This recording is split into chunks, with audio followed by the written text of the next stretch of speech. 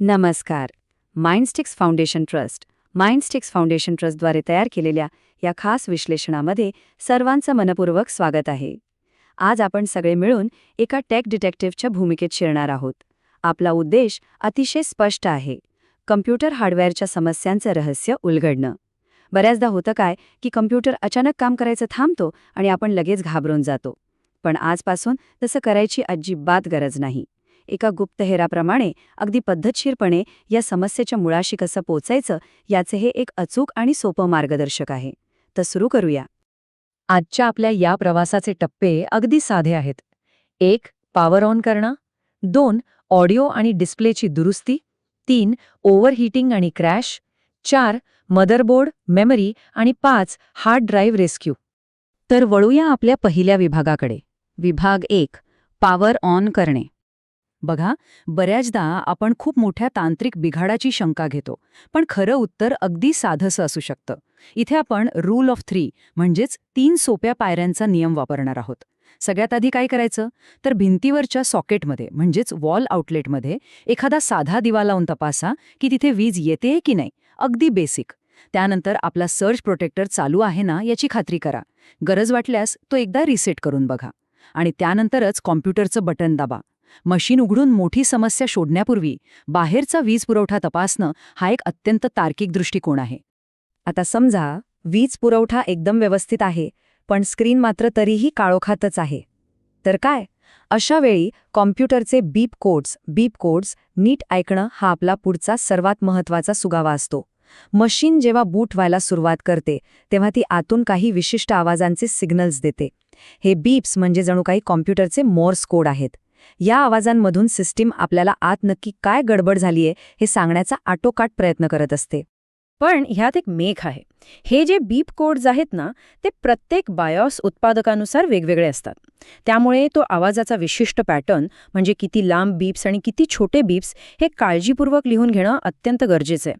त्यानंतर आपल्या मशीनच्या बायोस उत्पादकाचं योग्य मॅन्युअल शोधलं की मगच या रहस्याचा उलगडा होऊ शकतो. योग्य माहितीशिवाय हवेत गोळ्या मारून हे कोड सोडवणं जवळजवळ अशक्यच आहे. आता पुढे जाऊया. विभाग 2. ऑडिओ आणि डिस्प्ले दुरुस्ती. आपल्यासमोर फक्त एक काळीकुट्ट ब्लँक स्क्रीन असणं थोडं भीतीदायक वाटू शकतं, हे मान्य आहे. पण विश्वास ठेवा, याचे उपाय खूप साधे असू शकतात.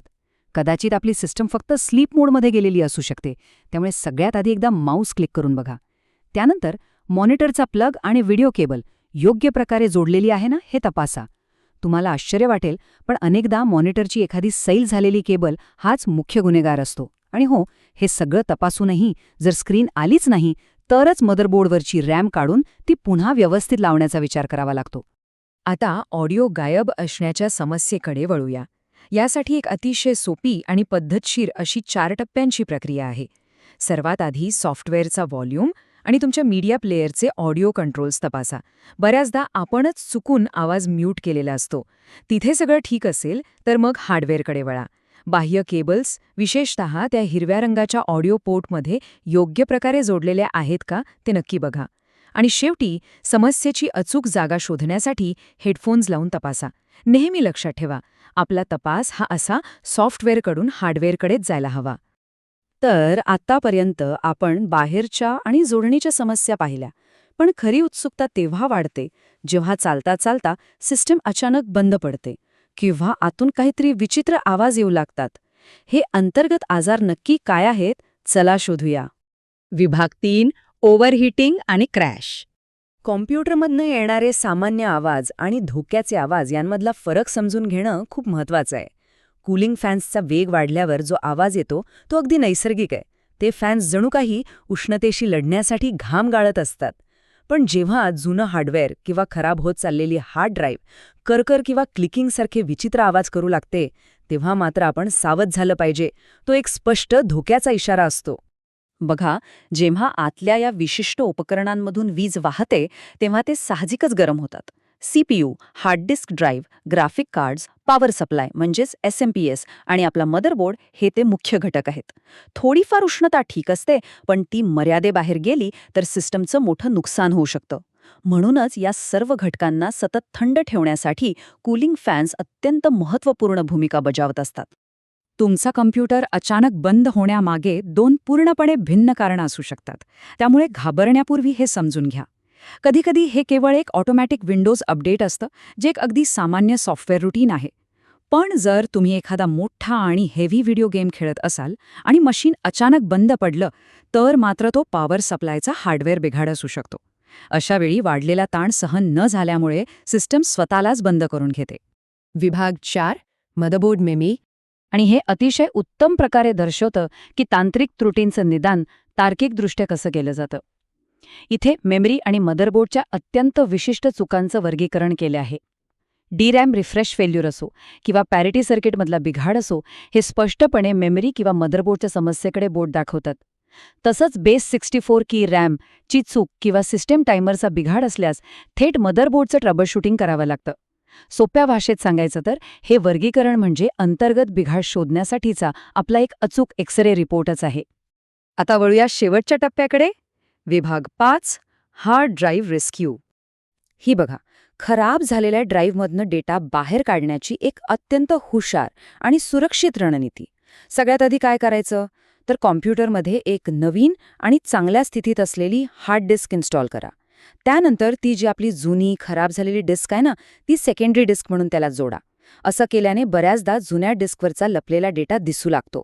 एकदा का तो मौल्यवान डेटा आपण नवीन डिस्कवर सुरक्षित रिकव्हर केला की मग ती खराब झालेली डिस्क कायमची काढून टाकता येते. डेटा वाचवण्याचा हा खरोखरच एक उत्कृष्ट मार्ग आहे.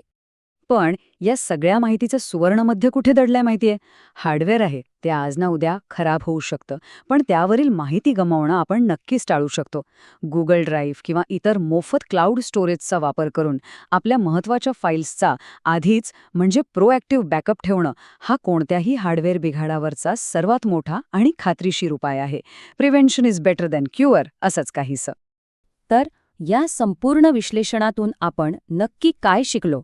भविष्यात जेव्हा कधी कम्प्युटरची एखादी समस्या समोर येईल तेव्हा ती एक भयानक आपत्ती वाटेल की सोडवण्यासाठी दिलेलं एक रंजक कोड?